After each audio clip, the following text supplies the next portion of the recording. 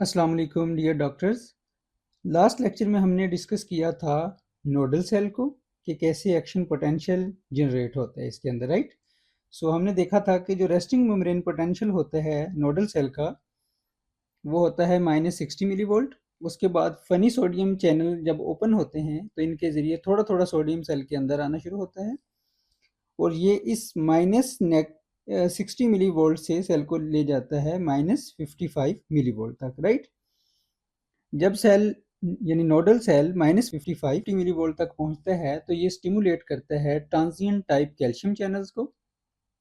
और जब transient type calcium channel open होते हैं तो कैल्शियम सेल के अंदर आना शुरू होता है और ये कैल्शियम जो है ये -55 मिली वोल्ट से सेल को ले जाता है -40 मिली वोल्ट यानी थ्रेश होल्ड पोटेंशियल पे, राइट।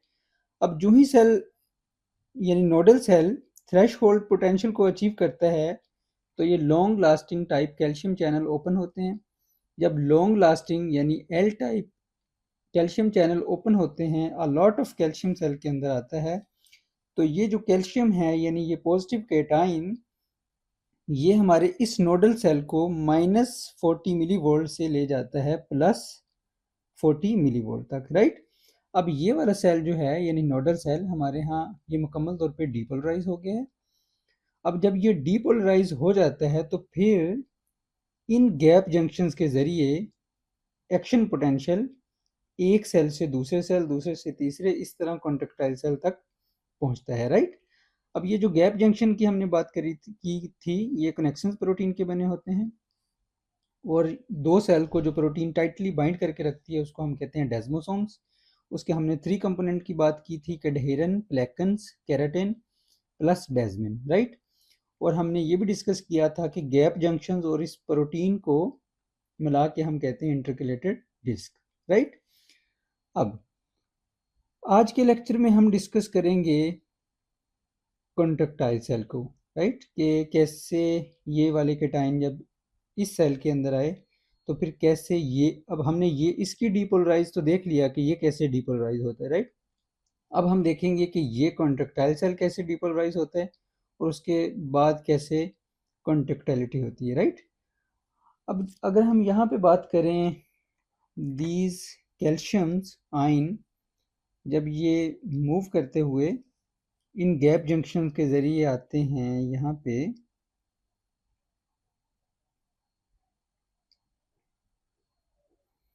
अब जब ये कैल्शियम आयंस आए यहाँ पे सेल में यानी कॉन्ट्रेक्टाइल सेल में तो जो रेस्टिंग मेम्ब्रेन पोटेंशियल होता है हमारे यहाँ कॉन्ट्रेक्टाइल सेल का वो होता है -90 मिली वोल्ट, -90 मिली वोल्ट, -85 से -90 मिली वोल्ट, राइट। और जो थ्रेश होल्ड पोटेंशियल होता है वो होता है -70 millivolt, -70 millivolt, clear जी। अब ये हमारे पास जो कंट्रेक्टाइल सेल है ये रेस्टिंग हालत में है तो जब ये वाले केटाइन यानी कैल्शियम इन गैप जंक्शन के ज़रिए इस कॉन्ट्रेक्टाइल सेल में आए तो ये हमारे इस रेस्टिंग वाले सेल को जो कि रेस्टिंग मेम्ब्रेन पोटेंशियल की सूरत में है यानी -90 मिली वोल्ट पे है उसको ये ले जाते हैं -70 मिली वोल्ट तक, राइट। अब जो ही ये -90 मिली वोल्ट से -70 मिली वोल्ट तक पहुंचता है हमारे पास ये सेल यानी थ्रेश होल्ड पोटेंशियल को पहुंचता है तो ये वाले चैनल ओपन हो जाते हैं। These channels are called voltage gated sodium channel. These channels are called voltage gated sodium channels, right. अब जब ये वाले चैनल यानी voltage gated sodium channels open होते हैं तो सोडियम सेल के अंदर आना शुरू हो जाता है, राइट। अब जब सोडियम सेल के अंदर आना शुरू हो जाता है तो ये सेल को मज़ीद पॉजिटिव करना शुरू कर देता है ये सेल को इतना पॉजिटिव कर देता है कि ये हमारे इस थ्रेश होल्ड पोटेंशियल यानी -70 मिली वोल्ट से सेल को ले जाता है +10 मिली वोल्ट तक, +10 मिली वोल्ट तक ये ले जाता है सेल को, मिली वोल्ट तक, राइट। ना सिर्फ हमारे यहाँ ये voltage gated sodium channel open होते हैं, बल्कि साथ ही ये वोल्टेज गेटेड कैल्शियम चैनल भी थोड़े थोड़े ओपन हो जाते हैं, right. So these channels are called voltage gated calcium channels, right. अब जब वोल्टेज गेटेड कैल्शियम चैनल्स भी थोड़े थोड़े ओपन हो जाते हैं तो ये, अब ये हमने देखा कि जब रेस्टिंग मेम्ब्रेन पोटेंशियल की रेस्ट की सूरत में था हमारा ये कॉन्ट्रैक्टाइल सेल, तो इसका रेस्टिंग मेम्ब्रेन पोटेंशियल था -90 मिली वोल्ट, राइट। अब -90 मिली वोल्ट था तो ये वाले नोडल सेल से यानी गैप जंक्शन के जरिए जो एक्शन पोटेंशियल आया है, ये जो आयन केटाइंस आए हैं इस सेल में, ये -90 मिली वोल्ट से सेल को ले गए हैं -70 मिली वोल्ट तक, राइट। अब जो ही ये थ्रेश होल्ड पोटेंशियल को पहुंचता है ये वाला सेल -70 मिली वोल्ट को, तो voltage gated sodium channel open हो जाते हैं।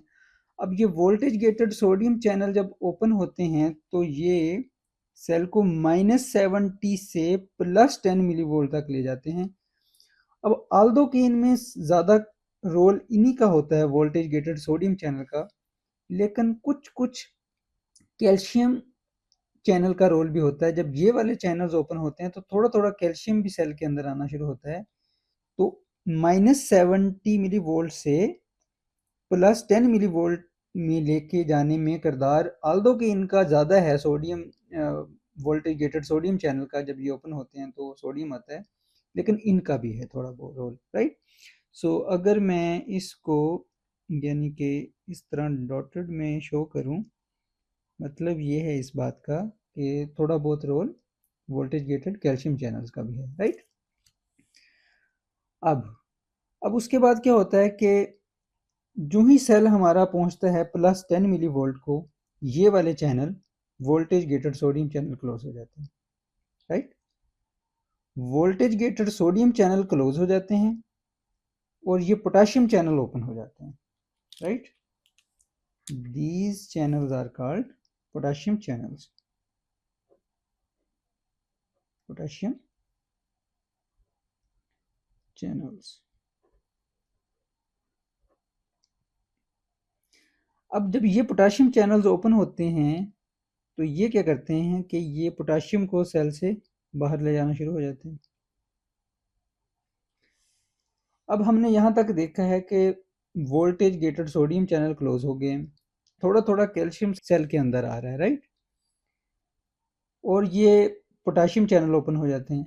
अब जब पोटेशियम चैनल ओपन होते हैं तो ये ह्यूज पोटेशियम को सेल से बाहर लेके जा रहे हैं। पोटेशियम सेल से जब बाहर जा रहा है तो जो कि पॉजिटिव है आयन है, तो ये सेल जो है ये अंदर से नेगेटिव होना शुरू हो जाता है, राइट। आल्दो के voltage gated calcium channel open है, थोड़ा थोड़ा कैल्शियम सेल के अंदर आ रहा है, लेकिन इतना नहीं आ रहा जितना पोटेशियम सेल से बाहर जा रहा है, राइट। सो अगर हम अपने इस ग्राफ में देखें तो ये +10 मिली वोल्ट से हमारा ये जो सेल है गिर जाता है, यानी 10 मिली वोल्ट नीचे आ जाता है, तो ये जब 0 मिली वोल्ट पे पहुंचता है, 0 मिली वोल्ट पे हमारा ये सेल पहुंचता है, तो ये voltage gated calcium channel fully open हो जाते हैं, राइट। अब ये जो वोल्टेज गेटेड कैल्शियम चैनल हैं ये फुली ओपन हो गए। जब ये फुली ओपन होते हैं तो रश ऑफ कैल्शियम जो है सेल के अंदर आ रहा है, राइट। जब voltage gated calcium channel open होते हैं, a rush of calcium cell के अंदर आ रहा है, राइट। और यहाँ से कैल्शियम सेल के अंदर आ रहा है, यानी पॉजिटिव कैटाइन सेल के अंदर आ रहे हैं, और यहाँ से पोटाशियम सेल से बाहर जा रहा है, राइट। सो अगर हम इस सेल में देखें तो यहाँ पे जितने कैल्शियम सेल के अंदर आ रहे हैं, यानी पॉजिटिव कैटाइन अंदर आ रहे हैं, उतने ही पोटाशियम यानी पॉजिटिव कैटाइन सेल से बाहर जा रहे हैं। तो हमारे यहाँ इस तरह हमें एक स्ट्रेट लाइन मिलती है, plateau phase, right. This is plateau phase. अब उसके बाद क्या होता है कि ये वाला जो कैल्शियम आ रहा है इन वोल्टेज गेटेड चैनल के ज़रिए, ये कैल्शियम जो है ये आके बाइंड करता है इस रिसेप्टर के ऊपर। This receptor is called ryanodine receptor type 2। This receptor is called ryanodine receptor type 2। So RYR2, right, ryanodine receptor type 2।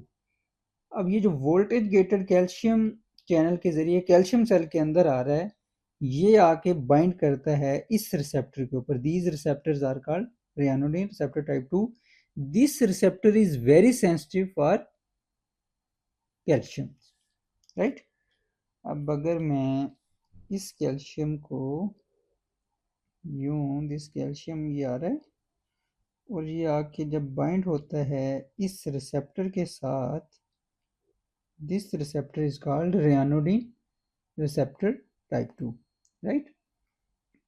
Or you can say this receptor is very sensitive to calcium, right? अब उसके बाद अगर हम देखें, this is sarcoplasmic reticulum. Sarcoplasmic reticulum is a bag of calcium.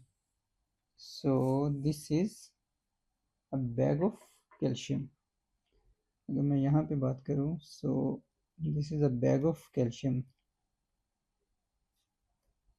Sarcoplasmic reticulum is a bag of calcium.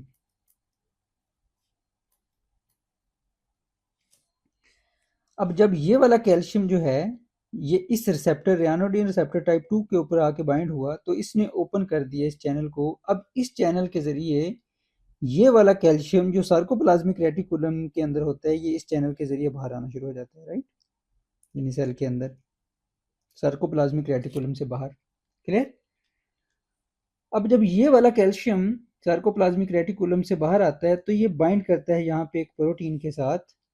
इस protein को हम कहते हैं ट्रोपोनिन प्रोटीन। ट्रोपोनिन प्रोटीन, इसके 3 कंपोनेंट होते हैं। कंपोनेंट सी, दिस कंपोनेंट, ये below one, this component is component C. Component जो सी होता है वो होता है बाइंडिंग। कंपोनेंट जो सी है उसके ऊपर बाइंड होता है ये कैल्शियम। उसके बाद this green one is actin, and और इनके बीच में होता है tropomyosin, right. So this is our tropomyosin and this is also tropomyosin, right. This is troponin protein. इसके कंपोनेंट हैं कंपोनेंट सी, ये बिलू वन, यहाँ पे कैल्शियम आके बाइंड होता है। और एक कंपोनेंट है इसका एक्टिन, दिस ग्रीन वन। और एक ये ब्लैक है ट्रोपोमायोसिन। और ये जो रेड वन है दिस इज मायोसिन, राइट। अब मायोसिन और एक्टिन के बीच में ये जो बैरियर है, इस बैरियर को हम कहते हैं ट्रोपोमायोसिन, जो कि कंपोनेंट है ट्रोपोनिन का। क्लियर जी। अगर मैं यहाँ पे इसको ज़रा वजाहत करूँ इसकी, suppose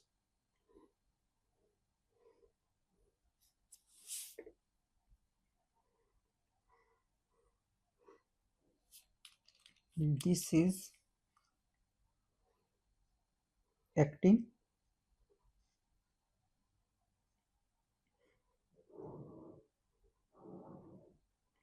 this is actin, and this is also actin, right।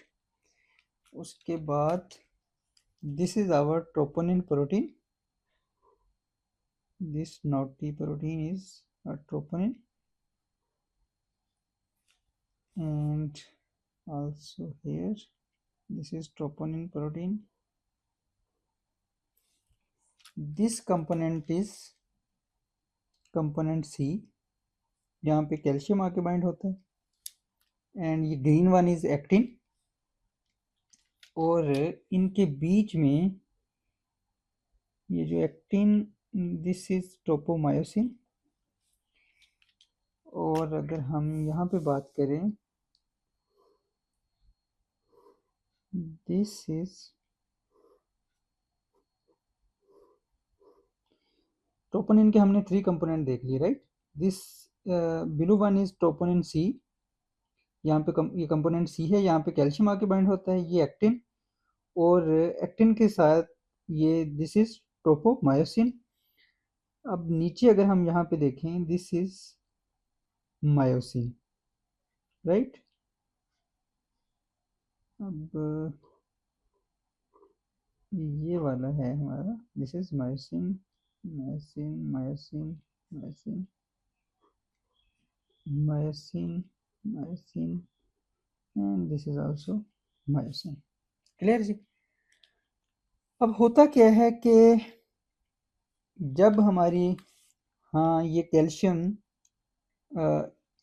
ये वाला कैल्शियम जब आके बाइंड होता है इस रेयानोडिन रिसेप्टर टाइप 2 के ऊपर, ये ओपन करता है इस चैनल को।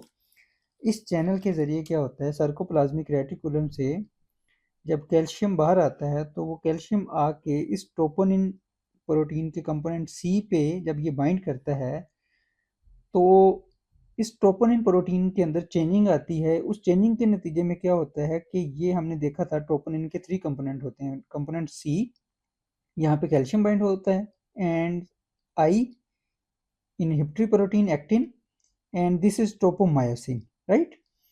अब जो ही यहाँ पे कैल्शियम आके बाइंड हुआ, तो ये जो ट्रोपोमायोसिन है, ये इस ये यहाँ से हट गया बीच से, ये जो आपको ब्लैक नजर आ रही बीच में लाइन, जो ही यहाँ पे कैल्शियम आके बाइंड हुआ तो ये यहाँ से हट गया, राइट। अब जो ही ये यहाँ से हटा, तो ये एक्टिन और मायोसिन की क्रॉस ब्रिजिंग होती है आपस में, राइट। उस क्रॉस ब्रिजिंग के नतीजे में क्या होती है, contraction. Is it difficult to remember? जो ही ये ट्रोपोमायोसिन ब्लैक वन, ये जो ही यहाँ पे कैल्शियम आके बाइंड हुआ, तो ये ट्रोपोमायोसिन यहाँ से एक्टिन और मायोसिन के बीच में ये जो बैरियर है जिसको हम कहते हैं ट्रोपोमायोसिन, जो ही यहाँ पे कैल्शियम आके बाइंड हुआ, ये ट्रोपोमायोसिन साइड पे हो गया। अब ये एक्टिन और मायोसिन आपस में क्रॉस ब्रिजिंग कर रहे हैं, राइट। सो अब इनकी क्रॉस ब्रिजिंग होती है, उस क्रॉस ब्रिजिंग के नतीजे में क्या होती है, कॉन्ट्रैक्शन होती है। Is it difficult to remember? I think it's so easy. अब उसके बाद क्या होता है कि अब यहाँ पे हमने देख लिया कि कैसे ये वाला सेल डीपोलराइज हुआ। हमने इस सेल की बात कर ली कि कैसे नोडल सेल डीपोलराइज होता है, और उसके बाद हमने ये भी देख लिया कॉन्ट्रैक्टाइल सेल कैसे डीपोलराइज होता है, यानी ये रेस्टिंग की सूरत में -90 मिली वोल्ट होता है। जो ही ये कैटाइन गैप जंक्शन के जरिए आए, तो ये थ्रेशोल्ड पोटेंशियल को अचीव किया इसने। जो ही इसने थ्रेशोल्ड पोटेंशियल को अचीव किया, ये वाले चैनल एक्टिवेट हुए, यानी वोल्टेज गेटेड सोडियम चैनल। जो ही voltage gated sodium channel open हुए, सोडियम सेल के अंदर आना शुरू हुआ, और साथ में ये वाले चैनल भी ओपन हुए थोड़े थोड़े। तो इनके नतीजे में क्या हुआ, ये -70 मिली वोल्ट से हमारा पास जो सेल था, ये चला गया +10 मिली वोल्ट तक, राइट। उसके बाद ये voltage gated sodium channel close हो गए और पोटाशियम चैनल ओपन हो गए, राइट। आल्दो कि ये वाले चैनल अभी ओपन है, लेकिन ये थोड़े थोड़े ओपन होते हैं, right. So a lot of potassium cell से बाहर जाना शुरू हो जाता है। जब ये अलॉट ऑफ पोटाशियम सेल से बाहर जाना शुरू हो जाता है, तो सेल लिटिल बिट नेगेटिव होता है, यानी ये पोटाशियम जब सेल से बाहर जाते हैं, तो ये सेल जो है +10 से 0 मिली वोल्ट तक पहुंच जाता है। अब जो ही ये 0 मिली वोल्ट तक पहुंचता है, तो ये वोल्टेज गेटेड कैल्शियम चैनल जो हैं ये फुली ओपन हो जाते हैं। जब ये चैनल फुली ओपन होते हैं, तो रश ऑफ कैल्शियम सेल के अंदर आना शुरू हो जाता है। और वो कैल्शियम जो है वो आके इस रिसेप्टर रियानोडिन रिसेप्टर टाइप 2 के ऊपर बाइंड करता है। ये चैनल ओपन हो जाते हैं, उन चैनल के ज़रिए कैल्शियम सार्कोप्लाज्मिक रेटिकुलम से बाहर आता है, बाहर आके वो ट्रोपोनिन के ऊपर बाइंड होता है, यानी कंपोनेंट सी के ऊपर। उस बाइंडिंग के नतीजे में क्या होता है कि एक्टिन और मायोसिन के बीच में ये जो बैरियर होता है, जिसको हम ट्रोपोमायोसिन कहते हैं, वो हट जाता है बीच में। एक्टिन और मायोसिन आपस में क्रॉस ब्रिजिंग करते हैं, उस क्रॉस ब्रिजिंग के नतीजे में कॉन्ट्रैक्शन होती है। Is it difficult to remember? अगर मैं इस कंपोनेंट ट्रोपोनिन को यहाँ पे लिखूँ, सो ट्रोपोनिन, इसके होते हैं 3 component, component C, component I and component T. Component जो सी होता है ये होता है कैल्शियम बाइंडिंग कंपोनेंट, कैल्शियम यहाँ पे आके बाइंड होता है। और ये जो कंपोनेंट आई है, this is actin, actin, this green one is actin, and ये जो ब्लैक वन है this is tropomyosin, tropomyosin, tropomyosin. Clear जी? और जब यहाँ पे कैल्शियम आके बाइंड होता है, ये ट्रोपोमायोसिन साइड पे हो जाता है। This red one is myosin. ये एक्टिन और मायोसिन आपस में क्रॉस ब्रिजिंग करते हैं, उस क्रॉस ब्रिजिंग के नतीजे में कॉन्ट्रैक्शन होती है। I think it's so easy to remember. अब हम देखते हैं कि कैसे सेल रीपोलराइज होता है। अब यहाँ पे डीपोलराइजेशन तो देख लिया हमने कि कैसे नोडल सेल डीपोलराइज होते हैं और कैसे कॉन्ट्रेक्टाइल सेल डीपोलराइजेशन होती है कॉन्ट्रेक्टाइल सेल में, और कैसे कॉन्ट्रैक्शन होती है, राइट? अब अगर हम नोडल सेल की बात करें, जब ये नोडल सेल पहुंचता है, यानी L type calcium channel open होते हैं, a lot of calcium cell के अंदर आता है, तो ये कैल्शियम सेल को थ्रेशोल्ड पोटेंशियल यानी -40 मिली वोल्ट से लेके चला जाता है +40 मिली वोल्ट तक, राइट? अब जो ही ये +40 मिली वोल्ट पे मिली वोल्ट तक जाता है, तो ये वाले चैनल क्लोज हो जाते हैं, यानी long lasting calcium channel close हो जाते हैं। अब ये वाले चैनल क्लोज हो जाते हैं, ये पोटाशियम चैनल जो हैं ये ओपन हो जाते हैं, right? These channels are called potassium channels.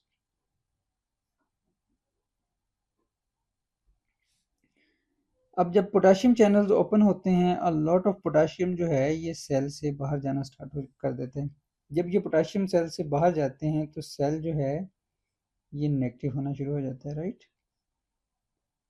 ये इतना नेगेटिव हो जाता है कि ये सेल को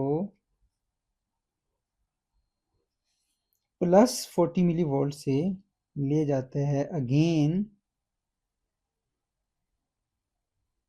रेस्टिंग मेम्ब्रेन पोटेंशियल पे, राइट? यानी -60 मिली वोल्ट। अब जो ही दोबारा सेल ये रेस्टिंग मेम्ब्रेन पोटेंशियल में जाता है, तो ये funny sodium channel again open होते हैं, तो ये यहाँ से थोड़ा थोड़ा सोडियम सेल के अंदर आना शुरू हो जाता है, और इस तरह फिर दोबारा डीपोलराइज होता है सेल, राइट? अब ये तो हमने देख लिया नोडल सेल। अब अगर हम बात करें यहाँ पे, तो अब यहाँ पे क्या होता है कि these channels are called voltage gated calcium channel, right? अब यहाँ पे अगर हम प्लेटो फेज में बात करें, प्लेटो फेज में देखें अगर हम, तो कैल्शियम सेल के अंदर आ रहा है और पोटेशियम सेल से बाहर जा रहा है, so this phase is called plateau phase, right? अब क्या होता है कि voltage gated calcium channel close हो जाता है। हम बात कर रहे हैं रीपोलराइजेशन की, कि कैसे सेल रीपोलराइज होता है, राइट? अब जब ये वोल्टेज गेटेड कैल्शियम चैनल जो हैं ये क्लोज हो जाते हैं, और ये वाले चैनल जो हैं ये मज़ीद ओपन हो जाते हैं पोटेशियम चैनल, उससे क्या होता है कि हमारा ये जो सेल है ये यहाँ से दोबारा हो जाता है रेस्टिंग मेम्ब्रेन पोटेंशियल में, यानी -90 मिलीवोल्ट तक दोबारा चला जाता है। क्लियर जी।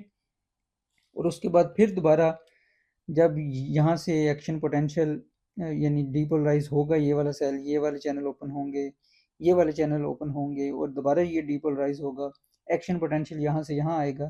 तो फिर जब ये वाले कैल्शियम इन गैप जंक्शंस के ज़रिए मूव करते हुए यहाँ पे आएंगे, तो अगेन ये सेल जो है -90 से जाएगा -70 मिलीवोल्ट तक, और इसी तरह ये प्रोसेस चलता रहता है। Is it difficult to remember? अब ये वाले चैनल तो हो गए क्लोज, राइट। अब यहाँ पे जो मौजूद कैल्शियम है, क्योंकि सेल को हमेशा तो कॉन्टैक्ट नहीं करना ना, अब यहाँ पे जो कैल्शियम पड़ा है, वो कैल्शियम क्या करता है कि वो कैल्शियम दोबारा बैक हो जाता है सार्कोप्लाज्मिक रेटिकुलम में। अब अगर मैं यहाँ पे बात करूँ, ये वाला कैल्शियम ये दोबारा इन चैनल के ज़रिए चला जाता है सेल के अंदर, राइट। अब कैल्शियम चला गया सेल के अंदर। रिमेंबर, अब ये जो कैल्शियम सेल के अंदर गया है, यहाँ पे जो कैल्शियम का ग्रेडियंट है सार्कोप्लाज्मिक रेटिकुलम के अंदर ज़्यादा होता है, राइट। यहाँ पे जो कैल्शियम है वो कम हो जाता है, तो कम होता है, तो ये जो कैल्शियम यहाँ पे अंदर जा रहा है तो with the help of ATP जा रहा है, right. ATP, with the help of ATP calcium cell के अंदर जा रहा है, और रिटर्न में यहाँ से प्रोटॉन जो हैं वो सेल से बाहर आ रहे हैं। यहाँ से प्रोटॉन बाहर आ रहे हैं, यानी सार्कोप्लाज्मिक रेटिकुलम में। एटीपी की मौजूदगी में ये वाला जो कैल्शियम है, चूँकि यहाँ पे कैल्शियम का ग्रेडियंट ज़्यादा है, तो ये वाला कैल्शियम जो है ये दोबारा सार्कोप्लाज्मिक रेटिकुलम में जा रहा है। तो जब ये कैल्शियम सेल के अंदर आता है with the help of ATP और प्रोटॉन यहाँ से बाहर आते हैं, इसको हम कहते हैं primary active transport mechanism, right. कुछ ये वाला कैल्शियम जो सार्कोप्लाज्मिक रेटिकुलम से बाहर है, जो जिसने कॉन्ट्रैक्ट करवाया था, हार्ट की कॉन्ट्रैक्शन करवाई थी, कुछ तो इस तरह दोबारा सार्कोप्लाज्मिक रेटिकुलम के अंदर चला जाता है, और कुछ जो होता है वो यहाँ से, suppose this is our calcium, अब ये वाला कैल्शियम इन चैनल के ज़रिए सार्कोप्लाज्मिक रेटिकुलम के अंदर चला जाता है, राइट। अब ये कैल्शियम सार्कोप्लाज्मिक रेटिकुलम में आ गया है, और बदले में, यानी कैल्शियम सार्कोप्लाज्मिक रेटिकुलम में आया है, और बदले में यहाँ से सोडियम जो है, कि अगर मैं इस मार्कर से लिखूँ, सोडियम जो है वो सार्कोप्लाज्मिक रेटिकुलम से बाहर आ रहा है, सेल से बाहर आ रहा है, राइट।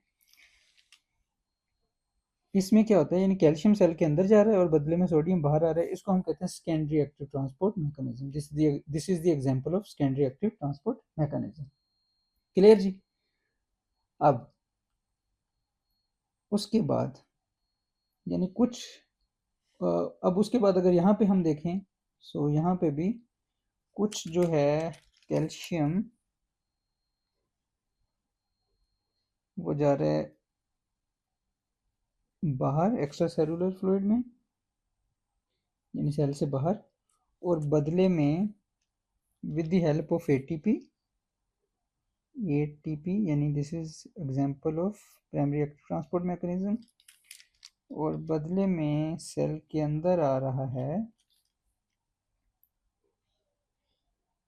Proton, right. इसी तरह अगर हम यहाँ पे बात करें, इंट्रासेलुलर सेल के अंदर से, इंट्रासेलुलर एनवायरनमेंट से, यहाँ से कैल्शियम जो है वो जा रहा है बाहर, और सोडियम आ रहा है अंदर, एक्स्ट्रा सेलुलर फ्लूइड में कैल्शियम जा रहा है और अंदर आ रहा है sodium. This is the example of secondary active transport mechanism. Clear. अब यहाँ पे जितना भी कैल्शियम था वो दोबारा रिस्टोर हो गया। तो जब कैल्शियम यहाँ पे बाइंड नहीं होगा ट्रोपोनिन के कंपोनेंट सी के ऊपर, तो ये ट्रोपोमायोसिन जो है, जो एक्टिन और मायोसिन के बीच में एक बैरियर है, ये साइड पे नहीं होगा। और जब ये साइड पे नहीं होगा तो कंट्रैक्शन नहीं होगी। Is it difficult to remember? अब यहाँ तक तो हुआ हमारा इंट्रिंसिक कार्डिक कंडक्शन सिस्टम। हमने देखा कि कैसे खुद ब खुद एक्शन पोटेंशियल जनरेट होता है नोडल सेल के अंदर, नॉन कंडक्टाइल सेल के अंदर, और फिर कैसे गैप जंक्शन के जरिए मूव करता है, और कैसे ये मूव करता हुआ कंडक्टाइल सेल में आता है। कंडक्टाइल सेल्स के अंदर कैसे डीपोलराइजेशन होती है, और कैसे फिर सेल कॉन्टैक्ट कॉन्टैक्ट करता है, राइट? यानी कंडक्टाइल सेल कैसे कॉन्टैक्ट करते हैं। अब हम देखते हैं ऐसे कौन से अवामल हैं जो बाहर से इफेक्ट, ये तो हमने देखा था खुद ब खुद कैसे सेल के अंदर एक्शन पोटेंशियल जनरेट होता है नोडल सेल में। अब हम देखते हैं कि एक्सट्रिंसिक फैक्टर कौन से हैं जो सेल के ऊपर यानी नोडल सेल के ऊपर एक्ट करते हैं और यहाँ पे एक्शन पोटेंशियल जनरेट करते हैं और सेल को डीपोलराइज करते हैं, राइट? अब सबसे पहले अगर हम बात करें, this is sympathetic nervous system की अगर हम बात करें नोडल सेल के ऊपर, suppose this is sympathetic nerve. अब सिंपैथेटिक नर्व क्या करती है? रिलीज नॉर एपिनेफ्रिन और एपिनेफ्रिन, नॉर एपिनेफ्रिन और एपिनेफ्रिन, राइट? नॉर एपिनेफ्रिन और एपिनेफ्रिन रिलीज होती है इस रिसेप्टर पे। इस रिसेप्टर को हम कहते हैं beta 1 adrenergic receptor, beta 1 adrenergic receptor, right? This is nodal cell. अब जो ही बीटा 1 एड्रेनर्जिक रिसेप्टर के ऊपर बाइंड होती है एपिनेफ्रिन और nor epinephrine, this is epinephrine and this is nor epinephrine, जो ही ये बीटा 1 एड्रेनर्जिक रिसेप्टर के ऊपर बाइंड होती है तो ये रिसेप्टर के ऊपर जो ही नॉर एपिनेफ्रिन और एपिनेफ्रिन बाइंड हुई तो इसने एक्टिवेट किया एक प्रोटीन को जिसको हम कहते हैं जी स्टिमुलेटरी प्रोटीन। अब जब ये जी स्टिमुलेटरी प्रोटीन एक्टिवेट होती है, ये गेट रीड करती है जीडीपी को, जीडीपी, और बाइंड करती है जीटीपी को, right? This is beta 1 adrenergic receptor. इसके ऊपर जो ही नॉर एपिनेफ्रिन और एपिनेफ्रिन बाइंड हुई तो इसने एक्टिवेट किया जी स्टिमुलेटरी प्रोटीन को। जी स्टिमुलेटरी प्रोटीन क्या करती है? ये एक्टिवेट करती है एक एंजाइम्स को जिसको हम कहते हैं adenylate cyclase. So this naughty enzyme are called adenylate cyclase, right? ये जो हमारे पास जी स्टिमुलेटरी प्रोटीन है इसने एक्टिवेट किया इस एंजाइम्स को जिसको हम कहते हैं एडिनालेट साइक्लेज। एडिनालेट साइक्लेज का काम क्या होता है? एडिनालेट साइक्लेज का काम क्या है? एटीपी को कन्वर्ट करना इनटू साइक्लिक एएमपी में, एटीपी को कन्वर्ट करना साइक्लिक एएमपी में, राइट? अब साइक्लिक एएमपी क्या करती है? साइक्लिक एएमपी एक्टिवेट करती है प्रोटीन काइनेज ए को, प्रोटीन काइनेज ए को। This is also enzyme, right? Protein kinase A क्या करती है? प्रोटीन काइनेज ए फास्फोरिलेट करती है इन चैनल्स को। These channels are called long lasting type calcium channels, और you can say L type calcium channel. अब ये जो प्रोटीन काइनेज ए है इसने जब फास्फोरिलेट किया इन चैनल को, अब जब ये चैनल फास्फोरिलेट हुए यानी एक्टिवेट हुए और रश ऑफ कैल्शियम जो है सेल के अंदर आना शुरू हुआ। जब रश ऑफ कैल्शियम, ओके अगर मैं यहाँ पे लिखूं a lot of calcium cell के अंदर आना शुरू हो रहा है, उसके नतीजे में क्या हो रहा है? जब ज़्यादा कैल्शियम सेल के अंदर आएगा यानी सेल को जब ये कैल्शियम चैनल ओपन होते हैं तो ये थ्रेश होल्ड पोटेंशियल से सेल को लेके जाते हैं +40 मिली वोल्ट तक, यानी सेल को डीपोलराइज कर देते हैं मुकम्मल तौर पे, राइट? अब जब ज़्यादा कैल्शियम सेल के अंदर आएगा तो एक्शन पोटेंशियल ज़्यादा होगा, इंक्रीज एक्शन पोटेंशियल। जब इंक्रीज एक्शन पोटेंशियल होगा तो उससे क्या होगा, हार्ट रेट इंक्रीज होगी, increase heart rate. Normal heart rate क्या होती है, यानी हमारे हार्ट की जो नॉर्मल साइनस रिदम होता है वो होता है 60 to 100 बीट पर मिनट। अब मोर देन 100 होगा, तो अगर more than 100 beat per minute होगा, बीट पर मिनट होगा, तो उसको हम कहते हैं tachycardia, right. This is beta 1 adrenergic receptor. इसके ऊपर नोरेपिनेफ्रिन और एपिनेफ्रिन बाइंड हुए, इसने एक्टिवेट किया जी स्टिमुलेटरी प्रोटीन को। जी स्टिमुलेटरी प्रोटीन ने एक्टिवेट किया अडीनालेट साइक्लेज को। अडीनालेट साइक्लेज का काम होता है एटीपी को कन्वर्ट करना साइक्लिक एएमपी में। साइक्लिक एएमपी ने एक्टिवेट किया प्रोटीन काइनेज ए को। प्रोटीन काइनेज ए क्या करती है, ये फास्फोरिलेट करती है एल टाइप कैल्शियम चैनल को। जब एल टाइप कैल्शियम चैनल्स फास्फोरिलेट होते हैं यानी एक्टिवेट होते हैं और रश ऑफ कैल्शियम सेल के अंदर आना शुरू होता है, जिससे क्या होता है कि एक्शन पोटेंशियल इंक्रीज होता है। एक्शन पोटेंशियल बढ़ता है तो हार्ट रेट बढ़ती है। हार्ट रेट जब more than 100 beat per minute होगी उसको हम कहते हैं टैकी कार्डिया, राइट। अब इस प्रोसेस में जिसमें हमारे पास हार्ट रेट इंक्रीज होगी due to sympathetic nervous system की वजह से, इसको हम कहते हैं positive chronotropic action. So this is our positive chronotropic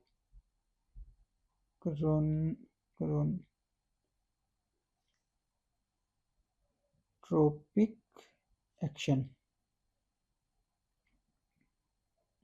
positive chronotropic action. अब अगर हम यहाँ पे बात करें पैरासिम्पैथेटिक नर्वस सिस्टम की, so suppose this is our vagus nerve, right. This is our parasympathetic nervous system. अब वेगस नर्व क्या रिलीज करती है, वेगस नर्व रिलीज करती है acetylcholine. This is our parasympathetic nervous system, right.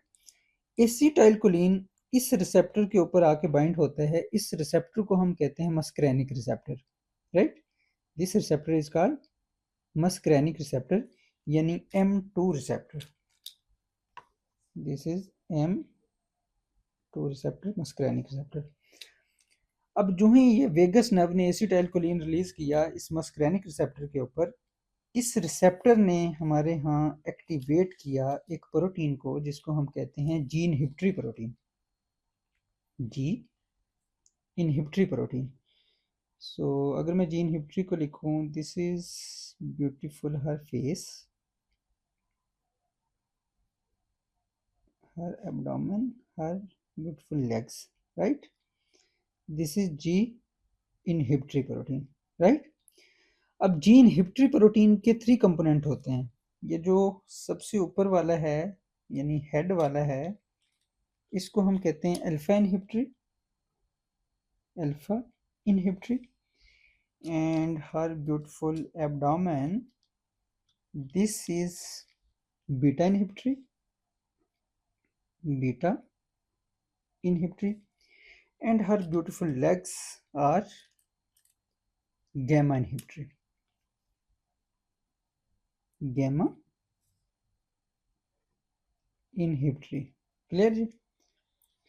अब जो ही acetylcholine आके बाइंड हुआ है इस मस्करेनिक रिसेप्टर के ऊपर, इस मस्करेनिक रिसेप्टर ने एक्टिवेट किया जी इनहिबिटरी प्रोटीन को।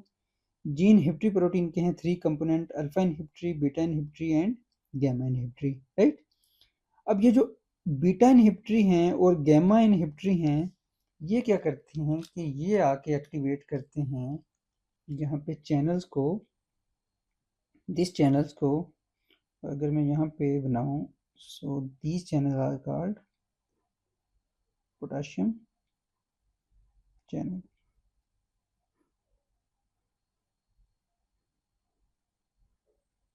These channels are called potassium channels, right।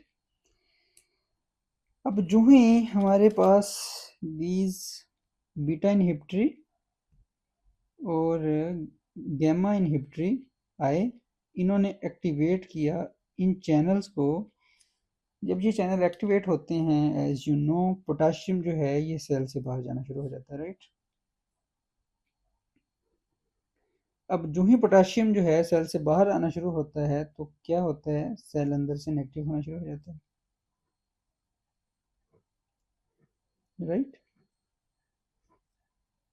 अब जब सेल अंदर से नेगेटिव होना शुरू हो जाता है तो ये क्या करता है, हमने यहाँ पे भी देखा था, जब पोटाशियम चैनल फुली ओपन होते हैं ये सेल को डीपोलराइजेशन से लेके जाता है रीपोलराइजेशन की तरफ, राइट। अब एक तो यहाँ पे सेल को ये नेगेटिव करना शुरू कर देते हैं।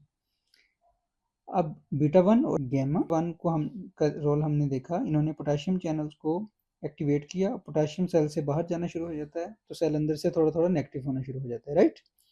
अब दूसरा ये जो अल्फा वन है, this alpha inhibitory, this is very naughty, you know. Alpha inhibitory क्या करता है कि ये जहां से जाके इस अडीनालेट साइक्लेज को इनहिबिट कर देता है, क्लियर जी। अडीनालेट साइक्लेज को इनहिबिट करता है दिस अल्फा इनहिबिटरी। अब अडीनालेट साइक्लेज का क्या काम था, अडीनालेट साइक्लेज का काम था एटीपी को कन्वर्ट करना साइक्लिक एएमपी में, राइट। अब जब ये साइक्लिक एएमपी में एटीपी को कन्वर्ट करता था हमारे पास अडीनालेट साइक्लेज, जब ये वाली protein G inhibitory protein activate हुई, इसका अल्फा इनहिबिटरी जो फैक्टर है, कंपोनेंट है, उसने जाके अडीनालेट साइक्लेज को इनहिबिट कर दिया। उस इनहिबिशन के नतीजे में क्या हुआ कि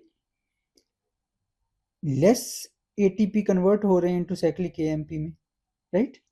सो यहाँ पे अगर मैं लिखूँ साइक्लिक एएमपी लेस बन रहे हैं, यानी एटीपी लेस कन्वर्ट हो रहे, जब यही एडिनालेट साइक्लेज ही इनहिबिट है जिसका काम था एटीपी को कन्वर्ट करता था साइक्लिक एएमपी में, अब लेस साइक्लिक एएमपी कन्वर्ट हो रहे हैं एटीपी से, राइट।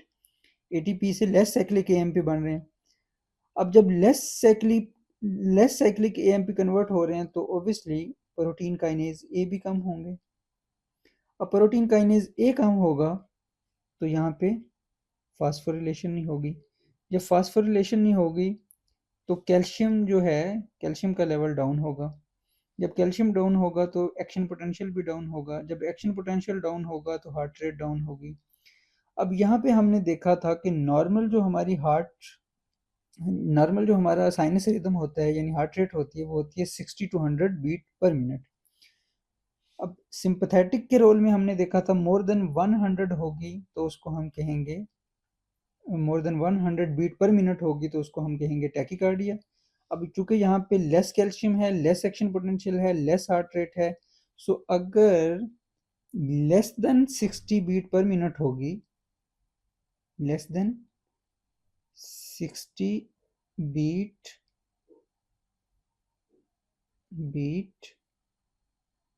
पर minute, right, less than 60 beat अगर पर मिनट होगी उसको हम कहते हैं ब्रैडी कार्डिया, क्लियर।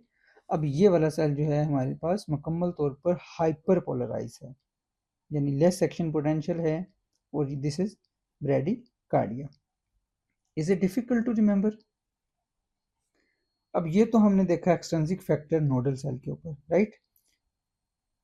अब अगर एक्सट्रिंसिक फैक्टर हम देखें इस हमारे कॉन्ट्रैक्टाइल सेल के ऊपर, this receptor is called beta 1 adrenergic receptor, beta 1 adrenergic receptor, okay.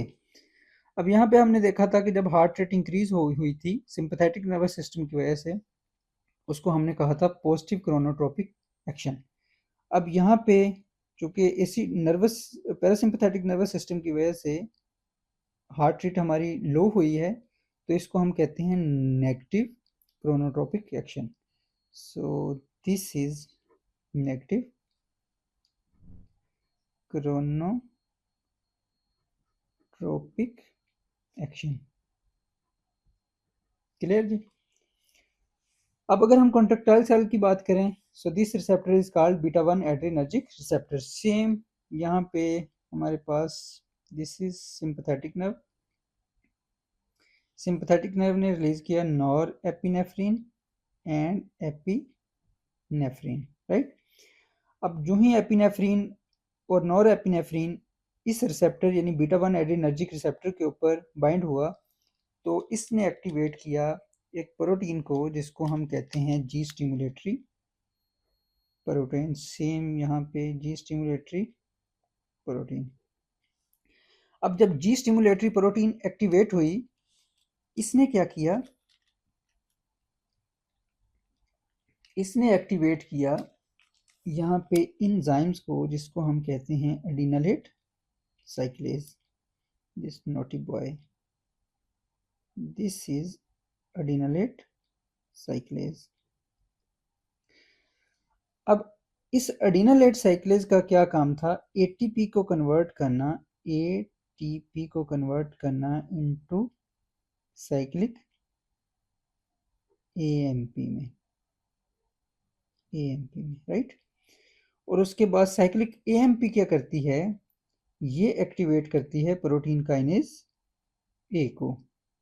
अब अगर मैं यहाँ पे लिखूं protein kinase A, this is also enzymes, right.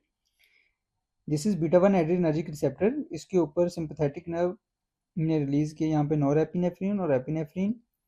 Beta 1 adrenergic receptor के ऊपर जब ये नॉरएपिनेफ्रिन एपिनेफ्रिन बाइंड हुई तो इसने एक्टिवेट किया जी स्टिमुलेटरी प्रोटीन को। जी स्टिमुलेटरी प्रोटीन ने क्या किया, जी स्टिमुलेटरी प्रोटीन ने एक्टिवेट किया एडिनालेट साइक्लेज को। एडिनालेट साइक्लेज का काम क्या होता है, एटीपी को कन्वर्ट करना इनटू साइक्लिक एएमपी में। साइक्लिक एएमपी क्या करती है, एक्टिवेट कर दिया प्रोटीन काइनेज ए को, right.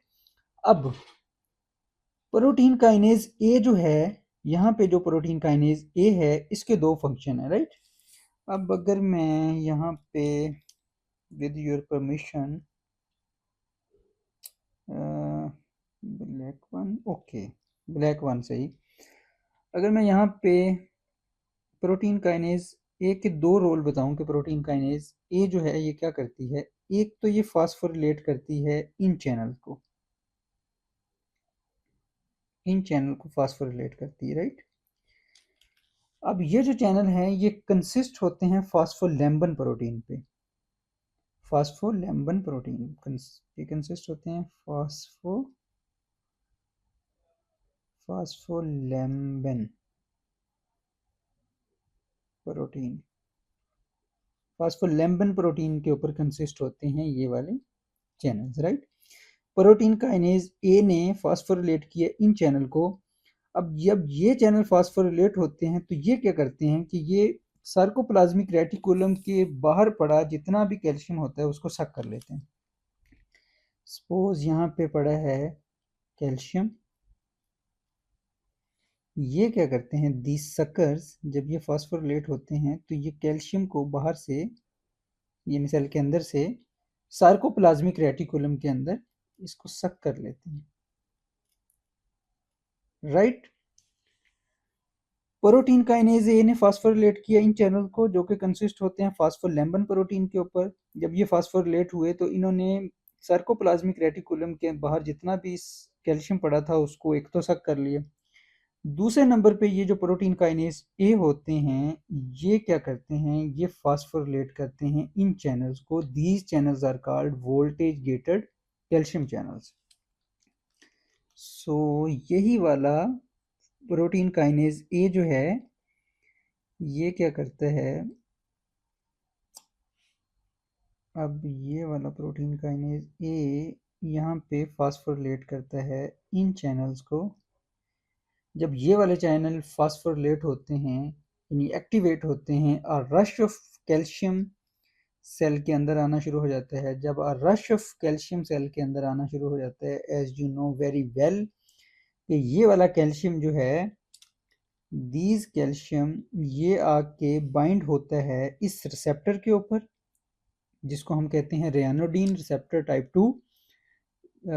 This receptor is very sensitive to calcium. तो जब ये इसके ऊपर आके बाइंड होता है तो ये ओपन करता है इन चैनल्स को। इन चैनल के जरिए क्या होता है कि सार्कोप्लाज्मिक रेटिकुलम से सार्कोप्लाज्मिक रेटिकुलम में मौजूद ये जो कैल्शियम है ये इन चैनल के जरिए बाहर आना शुरू होता है।